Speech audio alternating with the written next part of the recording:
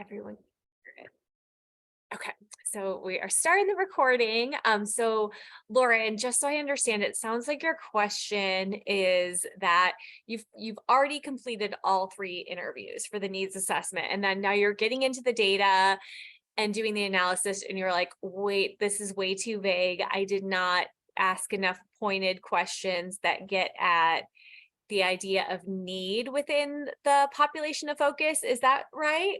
That's right. Okay, well, maybe, okay, don't panic about that. I think it will be okay because let me just tell you a little bit about how the course is designed in terms of, we have the needs assessment. This is building up to our logic model, which is next. So we first identify a need, and then we identify an intervention point. And so that's what we base our logic model on. So if we intervene through changing something about the program or introducing an evidence-based practice or change or implement a new program, let's say an employee onboarding program, then we will try to increase something that is maybe negatively affecting our population, or trying to decrease something that, sorry, let me, okay, so we will try to decrease something in the community that's like negatively impacting, and then maybe increase something that should be impacting our employees or people we provide service to in the community in a more meaningful way. So for example, shorthand, like decrease depression, increase well-being. So do you feel like, based on the data that you're collecting, you will at least be able to drill down and kind of target a need that unifies all three of your participants or your interviewees? Yes, I can definitely identify, what they need in order to, serve consumers better. Is Mhm. that what we're looking for, or are we wanting Yes. to consumer need only? So it's interesting because you can focus it in one of two ways. So I find that students either focus, well, maybe three ways. So there's three pathways. The first, which I actually find to be maybe most effective for this assignment, is to focus on a workforce related need. So that can look like, maybe, like I mentioned, an onboarding program or something to combat PTSD or burnout or compassion fatigue amongst child welfare workers, or maybe a job redesign program, or maybe putting in place supports for telehealth and telework. So those are some examples of what students have come up with that really impact social work workforce related issues, like the staff, the providers have this need. The second pathway is really focusing on the clients. So let's say we need a program for mentors for young men who are in residential care, young men and boys. So I've had students do something like that. Or let's say we need a social and emotional learning program for elementary school youth. So something that actually impacts the client population that social workers are working for. The last, which is probably the rarest, is kind of a community-based intervention. So I've had students develop like a food pantry that serves the entire community that might be low income, maybe household food insecurity is really high in their region.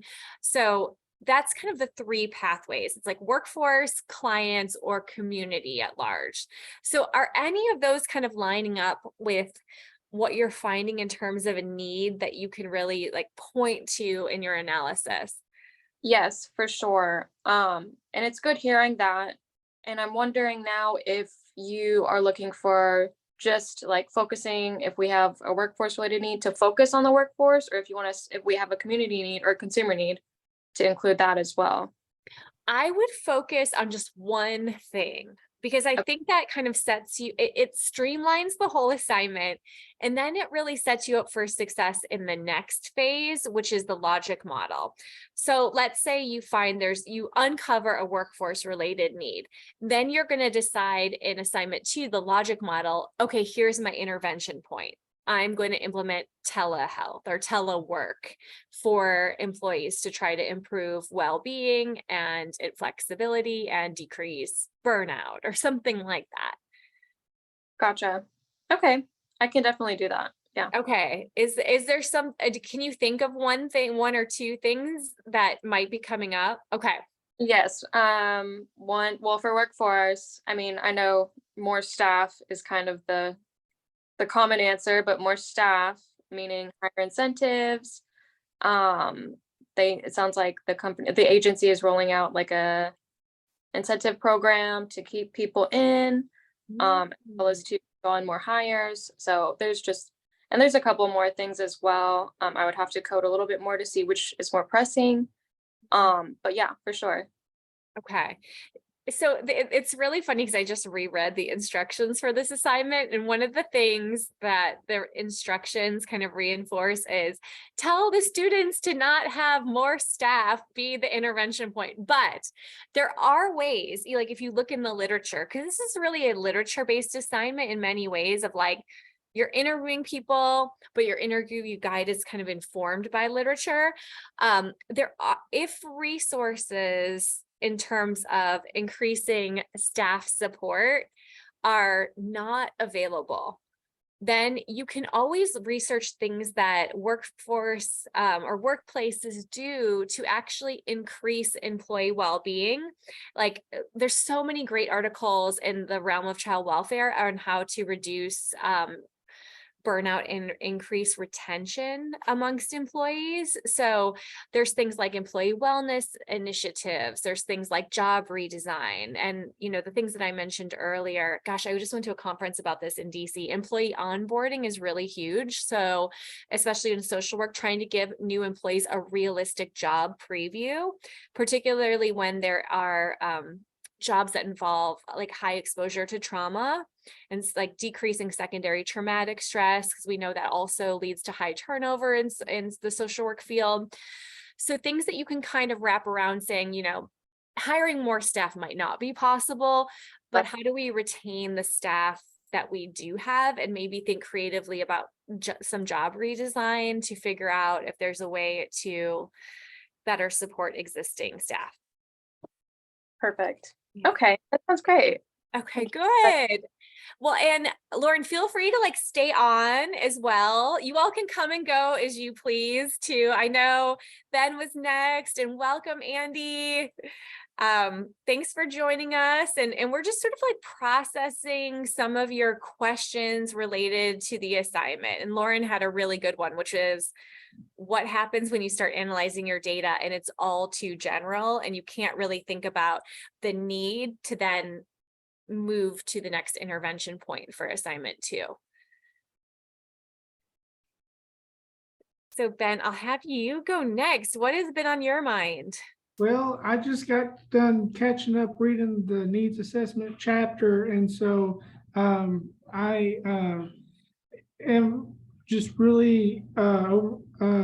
I just got done doing the interview with one of my people that I said I was going to interview, and then I have another interview tomorrow, and then I was going to try to do an interview over the phone. Do I have to have different questions for each interview people? No, it's best if you actually have one unified interview guide. Okay, and I know you said this is kind of like a literary based assignment, so I can use the textbook and reference it and reference the questions that are in the guide that they use in chapter 3 about the needs assessment, how to conduct one, and kind of use that as my structuring point. Yes. And then so I guess does this actually have to take place? Like we're doing a needs assessment, so like by the end of our semester, like this should be like really happening in real life, No, okay. You are asking so many great questions. I'm so happy we're talking about this because the needs assessment is actually the only real assignment that's going to take place in this class. So which is actually why we encourage you to not interview clients, because often when you interview clients about their need, it's with the hopes or it's priming clients to believe that change is on its way. This is the only part of the assignment where you actually are getting out in the community and you're interviewing people about the needs of their program, of their organization. The next point is actually, so step 2, paper 2 is really a logic model. And that we move into really like a proposal stage. So if we had resources and interventions and everything available to us, like how could we implement, let's say, an evidence-based practice or a new program that would meet the need that we have discovered in phase 1, the needs assessment process. And then phase 3 of this class is to actually engage in evaluation of the intervention that we implemented. So that's the way it goes. So to answer your question, Ben, the first one is when we are getting out in the community, we are doing a needs assessment, we're interviewing 3 people, we're trying to uncover the need. And the other 2 assignments are really just imagining. So then we move into a proposal stage. You know, I've studied other models of doing needs assessment. So my teaching assistant, Brandon, went to the University of Michigan. He engaged in a year-long needs assessment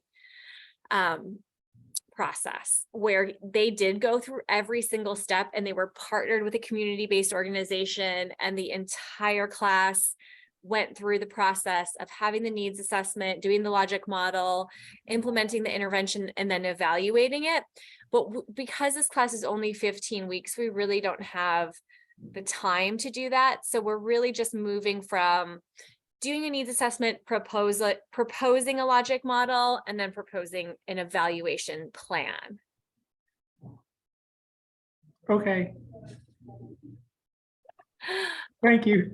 You're welcome. Well, and to answer, I'm trying to think of some things. Gosh, I've taught this class for 3 years now, and there's things that kind of trip up people every year. And one of the things that I think is kind of a low-hanging fruit that people often miss is this idea of, okay, I have to create an interview guide. And an interview guide is very different than, let's say, a survey or a questionnaire. It's really just designed to be a tool for you to have a conversation with a project partner. So you can go off script as well. So let's say you have, I'm trying to think of Andy's interview guide, because I just reviewed it last night or this morning. I can't remember what is time, but anyways, it was, you are interviewing a parent, you're interviewing the director, and you're interviewing a staff person. So because those are people that hold 3 different positions in the organization, on the fly, you might have to ask some follow-up questions that are more specific to their experience. So I don't want you to feel bogged down or like really tightly confined to that interview guide. As a qualitative researcher, I do qualitative interviewing all the time, and it's called an interview guide for a reason. It's just a tool or a framework to have a conversation, but it's not going to be something that you have to like go through step by step, and you can't deviate from the script, if that makes sense. Can we interview more than 3 people? Yeah, I've had people, I'm trying to think of what the max is. People have probably interviewed 5 people max. Okay. And I say that it's probably not best to interview clients, but there have been students in the past that have done it, and they've sort of justified it in their writing. Let's say their program has like a peer support specialist with, let's say, lived experience in terms of alcohol and other drug use. And they're like, well, this person kind of holds a liminal space between the clients and the social workers, and we'd like to interview them. And as I was interviewing them, another client said, well, hey, I'd like to participate. Like, I have had people include clients in it. I just have had some like challenging situations in the past with students like interviewing, I don't know, like youth in residential care, and that can get really tricky. So it's kind of best if you determine your population of focus, like we were doing with Lauren, if you ask every single person about that population of focus. So for example, if it's youth in out of school time programs, you're like, okay, what are parents' perspectives on what the needs are? What's the director's perspective on what the needs of youth are? And then what are staff people? And therefore you can go through the qualitative data analysis process and you can figure out, okay, there's about 3 themes that I'm finding that address youth's need.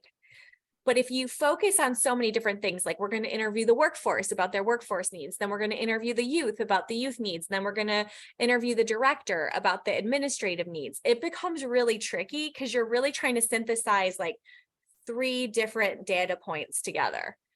Okay. That's about how I feel about this assignment. But I know. I appreciate it. I know it can get tough. And what I would say is the other point that students often miss is that when creating your interview guide, you want to do what's called grounded in literature. So under your assignments tab, there's the assignment guideline, there's a rubric, and there's an exemplar needs assessment assignment.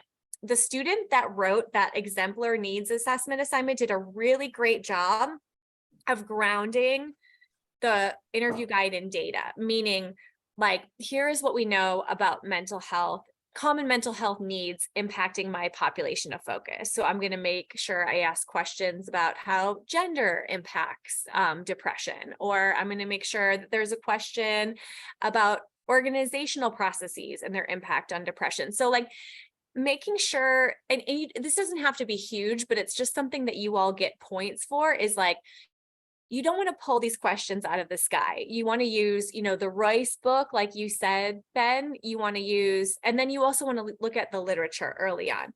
And because the way the assignment is designed, you will have actually already looked at the literature, because section 1 of this, what is this called? So through kind of identifying the problem statement and the group and the location, you should have done some like basic literature review that really leads you to this section 1, and that is called significance and rationale. That's when you're really identifying your population of focus. You're also identifying whether it's an organizational or community focused needs assessment, and then you're providing rationale for the needs assessment, which is that citational evidence. So one of the important things about that is this an organizational or community focused needs assessment? I'm going to put this in the chat. So how do we determine if this is organizational or community focused? This relates back to Lauren's question, or something we've gone over, is like, if you are focusing on a workforce related issue or a program that is tightly bound, like a case. Let's say you are working for a specific program in a school or within residential care program or within a nursing home.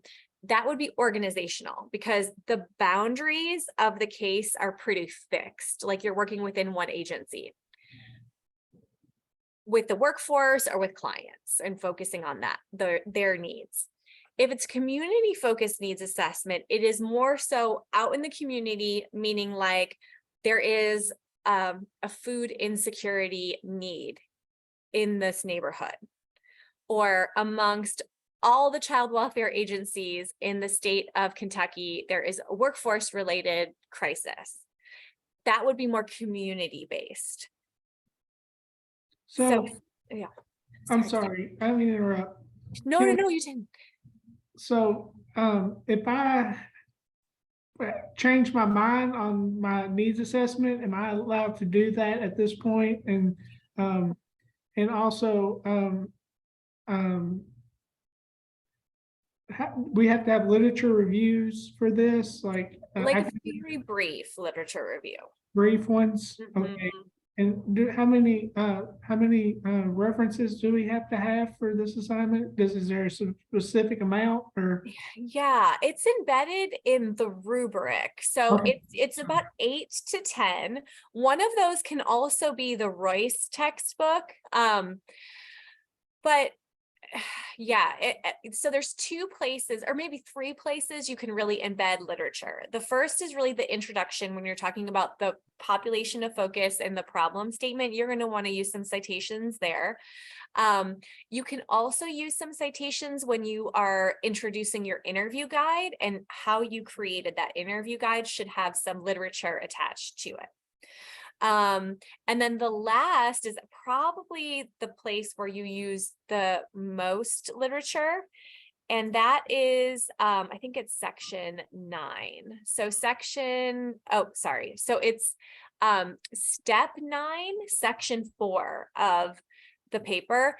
That's where you summarize your findings and describe what you think is the most important about your results. And you mention how these findings diverge from existing literature or not, and what are the important gaps. And you also talk about implications for social work practice, and this is the most important part. So based on your findings, you identify a program or service you would like to implement. So that last part could be, oh, I found a need. Let's say there is no medication assisted treatment in this substance use disorder clinic that I'm working in. There are evidence-based practices around implementing medication assisted treatment. Let me look into those. And so you could put some of those in there with citations, and then that's a launching pad for the next assignment, which is the logic model, where you're actually planning out how you will logically implement this intervention at your agency, and then look at measuring outcomes. So like, what will this increase amongst your population of focus? What will this decrease? Okay. So that very last section, which is section 4, which is linked to step 9, is the part where you can also include literature. Yes, ma'am. Okay. Ben, you look stressed. I am. Okay, well, okay, Ben, you take that all in. I know Andy has to leave a little bit early for work. So Andy, well, Ben, you could totally stay on Okay. too. Okay, yeah. Yeah. Okay. Yeah, totally stay on. Or you can go. Like, people can come and go as they please. I just think if you have more questions, I will also get to them too, because we have till 4. Andy, how are you doing with this assignment? I thought I was doing okay, and now I am questioning everything, but that's also because I just overthink. Okay. So I was going to do it with the organization I work at, which is Family and Children's Place, and we work with children with trauma, resulting from multiple areas, but mainly child abuse and neglect. And so I planned to interview Robbie, who's a program director, a parent who used to have a student in our program, and then a teacher of in the school that we're in. So I guess the interview process. What I'm thinking, or what I'm trying to comprehend, is we have the interview process, and then from what we've collected in the interview, is that when we do the problem statement, or is that happening? Is the problem statement before the interview process? Okay, I would say it's after, because you really Okay. have to nail down and target based on your analysis. So Mhm. similar to, and I know people have very mixed feelings about Brene Brown in the video I had you watch, but it's one of like the most tightest synthesized versions of, like, there's this large scale research process that she Mhm. took on, and then she identified themes that then led to this acronym of braving, and every single one stood for something that she found Mhm. in her data. So let's say amongst the teacher, the director, the parent, you Mhm. have found that the biggest need in this program, or let's say usually students identify like the top 3 needs or the top 3 priority Mhm. areas. Let's say it's that you need staff that are better trained in trauma-informed care. Then let's say that's your main finding, Andy. Then you can actually go back to the literature and say, okay, I'm finding this within my needs assessment based on my interview guide and the data I'm collecting. Like, what does the literature actually say about this? And then you can kind of formulate your problem statement by saying, okay, here's what we know about the need for trauma-informed care within out-of-school time programs with kids with trauma. So you can kind of work backwards. Okay. This process is actually quite emergent. It's kind of like moving backwards and moving forwards again amongst all the pieces. It's not very linear, because you're constantly looking at, okay, here's the data I'm collecting. How does this connect to literature? How does this actually connect to interventions I might be able to implement in the future as well? Okay.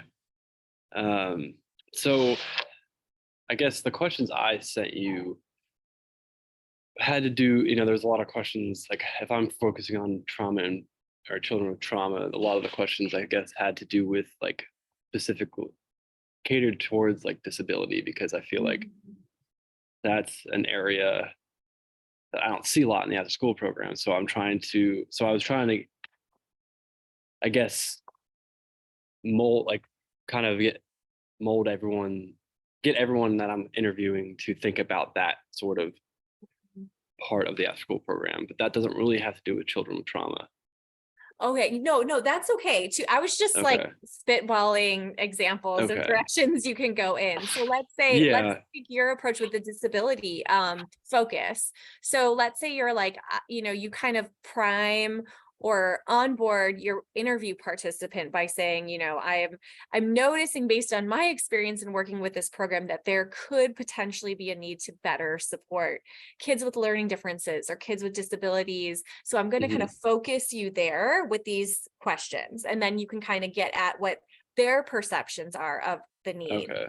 And so then you can adjust that on the back end by saying, okay, there's these 3 themes that have come up that have really unified all 3 participants. And it doesn't always work out that perfectly. Sometimes 2 out of 3 agree that this is a priority area, but like the parent doesn't, something like that might happen.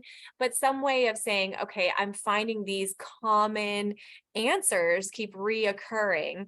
So that's your data to prove that you're really making a case for an intervention point. So that could look like a number of things, like for better supporting kids with learning differences or disabilities. It could be, more support for them in the out of school time program. It could be increasing vocational skills. And that's where, Andy, like, I don't know the literature in all the areas that my students are in. So this is where like actually going into the literature actually really does help, because you're like, wow, well, what have other out of school time programs done to better support kids with learning differences? Like, how have they gotten teachers on board? How have they gotten parents on board and like work together in an integrative way? Like, you could maybe even find a program that's already in existence, or find an evidence-based practice that might shown to have really high levels of efficacy amongst the participant population.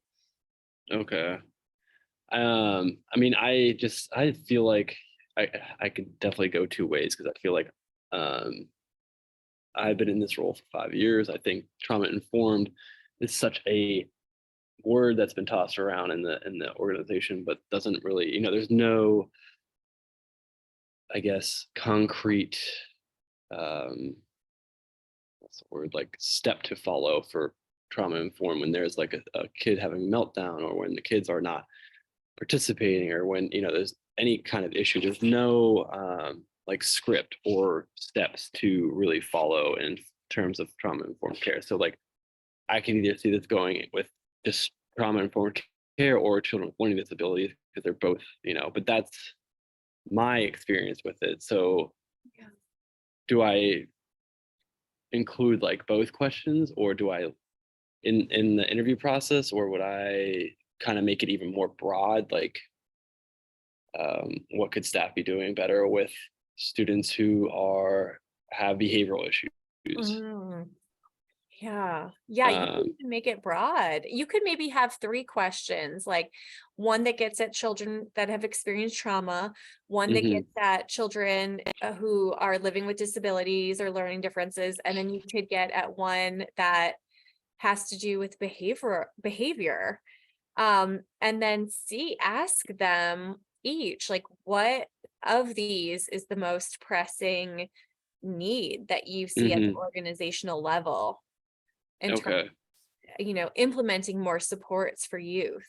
Mhm, okay. Yeah, that makes a lot of sense. Okay. And then then I would, based off of their answers, then that would be my population, study population. Right, because you Okay. could determine, I mean, based on that, you could determine, gosh, what we really need is a staff intervention. We need our staff Mhm, trained on some sort of approach to working with youth that we don't have currently. Or it could be more at the youth level. Like we want our mhm, youth, I'm making this up, to participate in social and emotional learning programs, or we want to do social justice youth development model, or we want to right.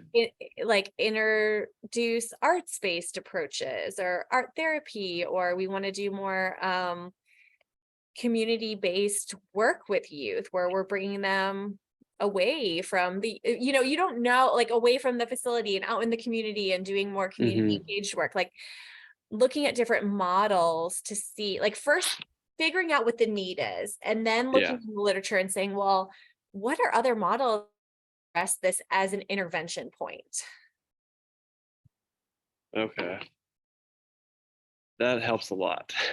I appreciate that. Yeah, of course. Because Um, when we went, the kind of example I always go back to is like Dr. Hall and I did this. We were evaluators on a project with the Eastern Band of Cherokee Indians in North Carolina. So they have their family safety program, which is on the Qualla boundary there, very mhm, rural area in Indian country. And we were like, got this grant from the government, from the Children's Bureau to like identify the need. It was a 5-year study.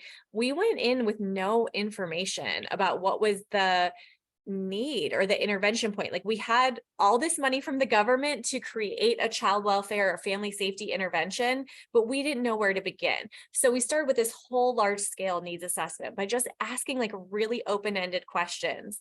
And then from there, it was really determined that the greatest need was they needed a culturally sensitive, focused onboarding program, especially to train people that were outside of the tribe, because their child welfare workers often lived on the reservation, but often they came from state child welfare organizations. So they were like white people that came into their community and started practicing child welfare with families that had no trust in them. So they wanted from the very beginning, like to work with local experts to be able to onboard new employees. And then they found that over 5 years that not only did they keep employees for longer because they felt a sense of belongingness, inclusion, but they also were culturally sensitive. They also changed their hiring practices too. So they really started to hire more people that identified as Indigenous or were a part of the tribe or were from like surrounding tribes to come in. But they also it was a 6-week onboarding program that involved shadowing, that involved introductions to families, that involved going to museums and cultural events, and all along with that studying ICWA policy. So they really had the idea. So it's also the trust of like the communities that you're working with know where the needs are. They're going to just point you to this in this emergent process of discovery. okay. I mean, Thank it's you, really like Leslie. trusting that. It's really trusting that Mhm, process. okay. I do have to go, Okay. but if I have any more questions, I'll just email you. And I appreciate you letting us have this opportunity to speak with you. Of course, of course. Yes, I'm here at any time. So day Okay. and night. So email me any questions. And I've also looked over drafts that students have put together of different sections. You all have been really great about reaching out. So keep that going and let me know if I can help in any way. Okay. Thanks. Have a good All night. right. Bye, Annie. Bye. See ya. Okay. Ben, how are you feeling? Oh, wait, Ben, I think you're on mute.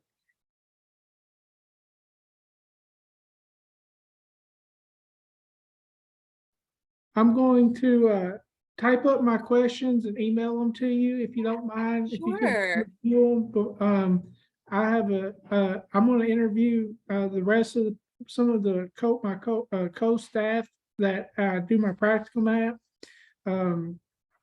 I feel like I'm going to stick to my topic because I think it's too late in the game since I've already interviewed one person. I Sure. feel comfortable about the theme.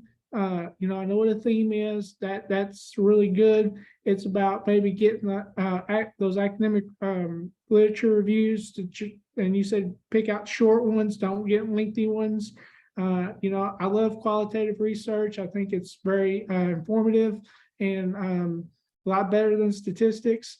And and I will it's just getting the time, and going. I feel comfortable. I've read the beginning of chapter 3 like 10 times, and I finally got through the chapter and just go back over it again and to review it. And using those little sub boxes as reference points to help me guide on my needs assessment, and and just try to keep it real simple and look at Yes. the example that you gave, look at the rubric that you gave, make sure that I'm really applying myself and making sure that just do the best I can, and that's what I'm hoping for. Yes, yes. And let me just show you this really fast because I think this assignment can be a little bit confusing because so this is the whole layout of the assignment. So there's the steps, which is really like the process that we just went through of undergoing, trying to understand the population of focus, trying to develop the interview guide, trying to do the interviews, and then trying to analyze them and then come up with results. But I think even better are this last section. So really dividing this up into 4 sections for your paper, because I'm a true believer that a well-organized paper will get you farther than being a better writer, if that makes sense. So I always say to students, don't reinvent the wheel. Literally copy and paste and say, section 1, significance and rationale. Then just answer these questions, and then section 2, qualitative methods. Tell us your sampling approach, which is how did you reach out to people? Who were your 3 project partners? Like what positions did they hold? Rationale for their inclusion. So why do they have, special information about the population of focus or the organization? It could be because they work there. It could be because they work with the population of focus.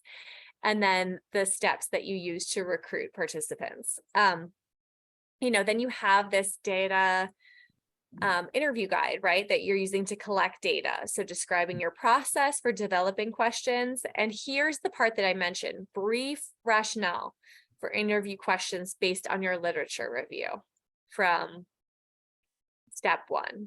You're just identifying the population group and a rationale. And the rationale kind of is where you integrate, so like, why do we need to understand the needs of this population? And like at the beginning, you said like if we have, like we couldn't interview the clients because it would maybe not be as credible. But what if you have credibility that falls in sync with the clients? And can you use that as a reference point to base your needs assessment off of? Oh, yes, yes. Okay. And sorry, Ben, sorry for the misunderstanding, because I absolutely think that interviewing clients is credible. 1000%. Like, no one knows the need of clients better than themselves. What we get into trouble with this class and this assignment is, in the past, has been kind of the ethics around that, because we're asking clients for their needs with really no intention of intervening. Because the intervention step 2 and then the evaluation of the intervention step 3, which is the logic model and the program evaluation, that is not coming. We're not going to actually do that with clients. That's just, we're writing a proposal for the intervention / logic model, and then we're writing a proposal for the evaluation of Okay. the intervention. So that's the part where it's tough. But absolutely, like, if there's a client that you have in mind that kind of understands that this is a class assignment only, that you're trying to really, for educational purposes, understand what needs there are so that you can really better understand interventions, then absolutely you can interview them. Is it okay if, like, because like I came up with the questions kind of like just this morning, and so so it says in the section to look up, literature reviews and base your questions off the literature reviews. So that's a step I have to go back and do. And then, Yeah. and, Or you and could also retrofit it too. I've had students be like, okay, I'm asking about this, but I found 3 articles or 2 articles that also say, X connects to Y, and that's already in my interview guide. So you can also retrofit it with literature too. I can, okay. I think you might, because I wanted to change my whole needs assessment. So I think this would be a good starting point to change my needs assessment. And it might draw the attention of the organization to say, okay, well, he's asking these questions. Maybe it's pertinent enough that we may want to take a look at it as far as our programming is involved. And I won't interview the clients, but maybe it'll get the wheels turning in some of the upper management's mind, that maybe like, hey, maybe we should consider making changes to our organization because of these, what we study, what I propose, Yeah. so Yeah. that, okay. Yeah, that's actually a really good way to look at it. And I have had students actually in the past kind of embed this in their competency development plan for the spring semester. And they're like, oh, I have an organization that actually wants to do this with me, in real life too. So they're able to, like, for their practicum, be able to fit this needs assessment in with some of their competencies on their competency development plans for practicum. Okay. I feel confident about this assignment. I do. I feel Okay. I feel a lot better now than from the very start of this. So thank you. Of course, then feel free to reach out at any time if you have any questions at all. And I'm happy to look over things. I've looked over people's interview guides, their initial results, really looked over kind of the participants. Well, we did that already for their journals. And also, I didn't even mention this. I've mentioned this a little bit in my weekly videos, but there's no such thing as self-plagiarism in this class. So every journal, blog, anything that you've written about, sort of, you've already identified the people you're going to interview. For example, in one of your weekly assignments, copy and paste that into this assignment. This week's journal has to do with identifying themes. So that actually helps you write this section. It helps you basically write your results section.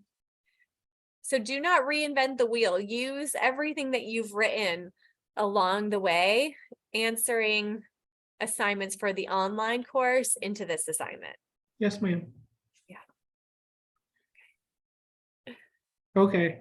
All right, good. Okay.